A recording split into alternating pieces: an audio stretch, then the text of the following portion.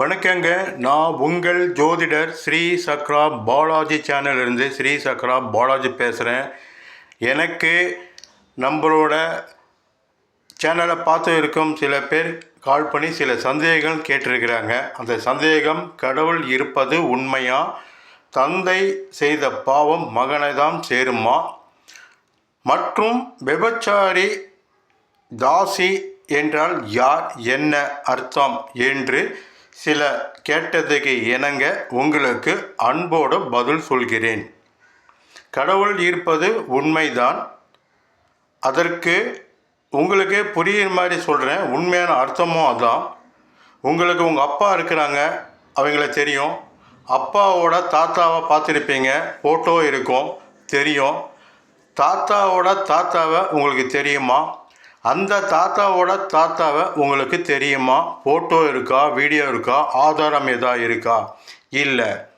ஆனால் இதற்கு முன் எங்கள் அப்பாவுக்கு தாத்தா இருந்திருக்கிறாங்க, தாத்தாவுக்கு அப்பா இருந்திருக்கிறாங்க, தாத்தாவுக்கு தாத்தா, அவங்க தாத்தாவுக்கு மேலே தாத்தா, அப்படி எல்லா தாத்தாவும் இருந்தது உண்மை என்று மனப்பூர்வமாக நீங்கள் நம்புறீங்க, மறுக்கவும் மாட்டீங்க. ஆதாரம் இல்லை, ஃபோட்டோ இல்லைனாலும் நம்புவது உறுதி. அதோ மாதிரி தான் கடவுள் இருப்பதும் உண்மை. முதல் பார்த்தீங்கன்னா, உலகில் ஆதி பராசக்தி தான் தோன்றினாங்க. அவங்க உலகம் விருத்தியாகணும் என்பதுக்காக சிவன், விஷ்ணு, பிரம்மாவை படைத்தாங்க.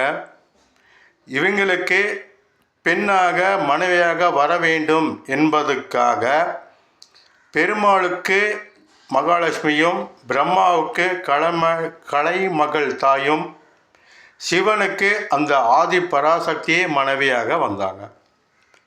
இந்த பிரம்மா 7 சப்த ரிஷிகள் படைத்தாங்க. அது 7 சப்த ரிஷிகள் மூலிமா பல ரிஷிகள் வந்தாங்க. அது மூலமாக நவகிரகம் வந்தது. அதுக்கப்புறம் மனிதர்கள் தோன்றினாங்க. கடவுள் இருப்பது உண்மை.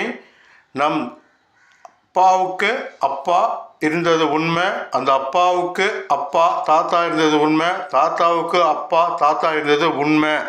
ஆதாரம் இல்லை, சாட்சி இல்லைனாலும் உண்மையாக மனப்பூர்வமாக நீங்கள் நம்புவது உறுதி என்றால் கடவுள் இதற்கு முன் தோன்றியவர் இருக்கிறார் என்பதும் 100% உண்மை. அடுத்து பார்த்தீங்கன்னா, அப்பா செஞ்ச பாவம், தந்தை செய்த பாவம் மகனுக்கு தான் சேருமா, மகனை தான் பாதிக்குமா? இந்த அர்த்தம் பல பேர் தவறாக புரிஞ்சிருக்கிறீங்க. அப்பா செஞ்ச பாவம் மகனுக்கு தான் வரும். அது எந்த முறையில் அர்த்தம்னா, ஒரு அப்பா பெரும் பாவம் செஞ்சிருக்கிறாருன்னா அவருக்கு பிறக்கக்கூடிய பேரன் அல்லது கொள்ளு பேரனா இவரே பிறப்பார்.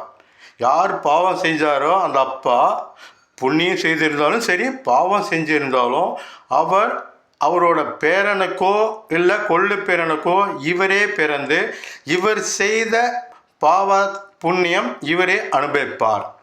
இதுதான் அப்பா செஞ்ச பாவம் மகனுக்கு சேரும் அர்த்தம். இதுதான் அப்பா செஞ்ச பாவம் உனக்கு பிறந்த மகனை அனுபவிக்கிறான்னா அவர் இல்லை, இவர் வம்சத்தில் பேரன் அல்லது கொள்ளு பேரனாக பிறந்து இவர் செய்த பாவ புண்ணியம் இவரே முழுமையாக அனுபவிப்பார்.